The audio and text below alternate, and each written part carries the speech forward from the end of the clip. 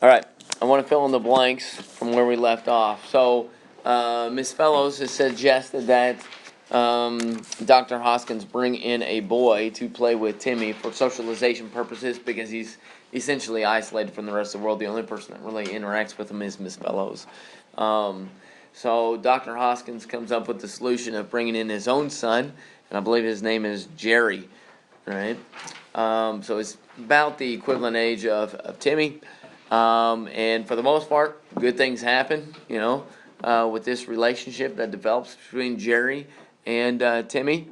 However, one day, Jerry comes to spend some time with Timmy, and he has just recently been watching the news.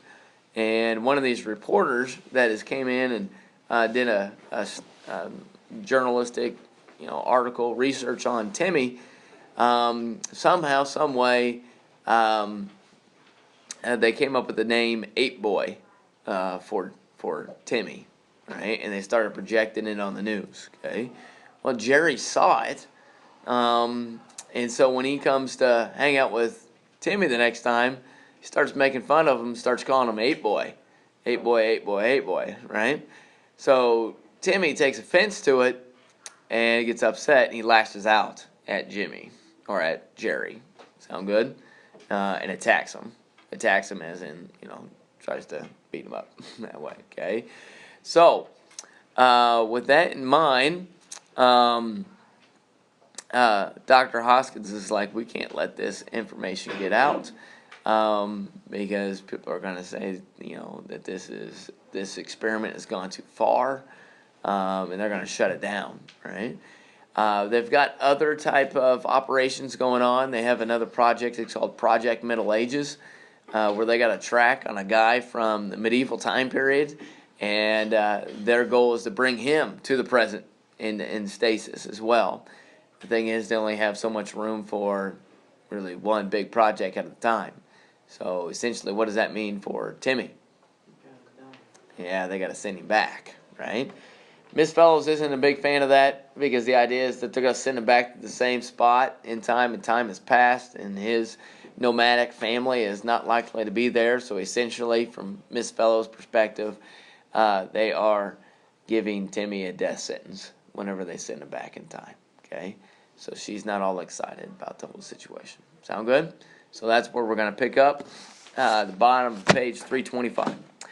It was easy to make up her mind now, easy to know what to do, only it had to be done quickly. Hoskins wouldn't wait much longer with his own son mangled. No, it had to be done this night, with the place 4/5 asleep and the remaining fifth intellectually drunk over Project Middle Ages. It would be an unusual time for her to return, but not an unheard of one. The guard knew her well and would not dream of questioning her. He would think nothing of her carrying a suitcase. She rehearsed a non-committal phrase, games for the boy, in the calm smile. Why shouldn't he believe that? He did. When she entered the dollhouse again, Timmy was still awake, and she maintained a desperate normality to avoid frightening him. She talked about his dreams with him and listened to him ask wistfully after Jerry. There would be few to see her afterward, none to question the bundle she would be carrying. Timmy would be very quiet, and then it would be a fait accompli. It would be done, and what would be the use of trying to undo it? They would leave her be. They would leave them both be. She opened the suitcase, took out her overcoat, the woolen cap with ear flaps, and the rest. Timmy said, with the beginning of alarm, "Why are you putting all these clothes on me, Miss Fellows?" She said, "I'm going to take you outside, Timmy, to where your dreams are." "My dreams?" His face twisted in sudden yearning, yet fear was there too. "You won't be afraid. You'll be with me. You won't be afraid if you're with me, will you, Timmy?" "No, Miss Fellows." He buried his little misshapen head against her side, and under her enclosing arm she feel his small heart thud. It was midnight. She lifted him into her arms. She disconnected the alarm and opened the door softly, and she screamed, for facing her across the open door was Hoskins. There were two men with him, and he stared at her, as astonished as she. Miss Fellows recovered first by a second and made a quick attempt to push past him. But even with the second's delay, he had time. He caught her roughly and hurled her back against the chest of drawers. He waved the man in and confronted her, blocking the door. "I didn't expect this. Are you completely insane?" She had managed to interpose her shoulder so that it, rather than Timmy, had struck the chest. She said pleadingly, "What harm could it do if I take him, Dr. Hoskins? You can't put energy loss ahead of human life." Firmly, Hoskins took Timmy out of her arms. An energy loss of this size would mean millions of dollars lost out of the pockets of investors. It'd mean a terrible setback for Stasis Incorporated. It would mean eventual publicity about a sentimental nurse destroying all that for sake of an ape boy. Ape boy, said Miss Fellows in helpless fury. That's what the reporters would call him, said Hoskins. One of the men emerged now, looping a nylon rope through eyelets along the upper portion of the wall. Miss Fellows remembered the rope that Hoskins had pulled outside the room containing Professor Adam Whiskey's raw specimen so long ago. She cried out, "No!" But Hoskins put Timmy down and gently removed the overcoat he was wearing. "You stay here, Timmy. Nothing will happen to you. We're just going outside for a moment, all right?" Timmy, white and wordless, managed to nod. Hoskins steered Miss Fellows out of the dollhouse ahead of himself. For the moment, Miss Fellows was beyond resistance. Duly, she noticed a hand pole being adjusted outside the dollhouse. "I'm sorry, Miss Fellows," said Hoskins. "I would have spared you this. I planned it for tonight so that you would only know when it was over." She said in a weary whisper, "Because your son was hurt. Because he tormented this child into striking out at him.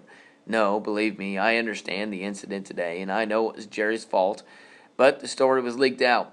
It would have, too, with the press surrounding us on this day of all days. I can't risk having a distorted story about negligence and savage Neanderthals, so-called distract from the success of Project Middle Ages. Timmy has to go soon anyway. He might as well go now. Give the sensationalists as small a peg as possible on which to hang their trash. It's not like sending a rock back. You'll be killing a human being. Not killing. There'll be no sensation. He'll simply be a Neanderthal boy in a Neanderthal world. He will no longer be a prisoner and alien. He will have a chance at a free life. What chance? He's only 7 years old. Used to being taken care of, fed, clothed, sheltered. He will be alone. His tribe may not be at the point where he left them now that 4 years have passed. And if they were, they would not recognize him. He will have to take care of himself. How will he know how? Hoskins shook his head in hopeless negative. Lord, Miss Fellows, do you think we haven't thought of that? Do you think we would have brought in a child if we weren't that it was the first successful fix on a human or near human we made, and that we did not dare to take a chance of unfixing him and find another fix as good? Why do you suppose we kept Timmy as long as we did? If it were not for our reluctance to send a child back in the past, it's just," his voice took on a desperate urgency, "that we can no longer wait. Timmy stands in the way of expansion. Timmy's a source of bad publicity. We are on the threshold of great things, and I'm sorry, Miss Fellows, but we can't let Timmy block us. We cannot. I'm sorry, Miss Fellows." "Well then," said Miss Fellows sadly, "let me say goodbye. Give me 5 minutes to say goodbye. Spare me that much." Hoskins hesitated. "Go ahead." Timmy ran to her. For the last time, he ran to her, and for the last time Miss Fellows clasped him in her arms. For a moment, she hugged him blindly. She caught at a chair with the toe of one foot, moved it against the wall, and sat down. "Don't be afraid, Timmy. I'm not afraid if you're here, Miss Fellows. Is that man mad at me out there?" No, he isn't. He's just doesn't understand us. Timmy, do you know what a mother is? Like Jerry's mother?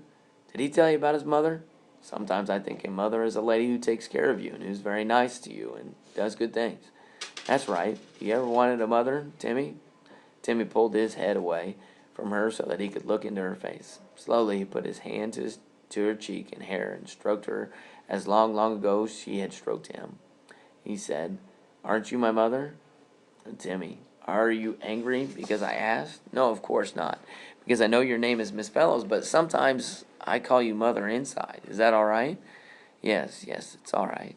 And I won't leave you any more. Nothing will hurt you. I'll be with you to take care of you always. Call me Mother so I can hear you." "Mother," said Timmy, contentedly.